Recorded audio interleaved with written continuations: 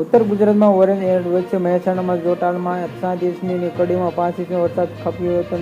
અનેક રાજ્યોમાં ભારે પવનના કારણે પતરા, હળવા પવનો ઉડી ગયા હતા અને લોકોના મકાનમાં પાણી ભરાયેલા ગયા હતા. અને આજે મહેસાણામાં યલો એલર્ટ જાહેર કરવામાં આવ્યો છે કે ગુજરાતમાં ઉપર સક્રિય સિસ્ટમમાં અસર 3 ઓગસ્ટ સુધી રહેશે અને તેવા સંભાવના રહી કે સવારે 10 વાગ્યા સુધી વરસાદના મહેસાણા 1 mm, કડીમાં 25, વિસનગરમાં 22, જોટાણમાં 6 અને વડનગરમાં 10 અને વિજાપુરમાં 7 અને ખેરેલમાં 5 અને સત્તરમાં 2 mm, ઉંઝામાં 9 અને છેલ્લા 24 કલાકમાં કેટલોક વરસાદ નોંધાયો છે કે મહેસાણામાં 101, કડીમાં 1 ને વિસનગરમાં 113, જોટાણમાં 173 ને વડનગરમાં 95 mm, વડનગરમાં 95, વિજાપુરમાં 97 અને ખેરેલો 70, બેસરાજીમાં 118 અને સતલાસરમાં 44.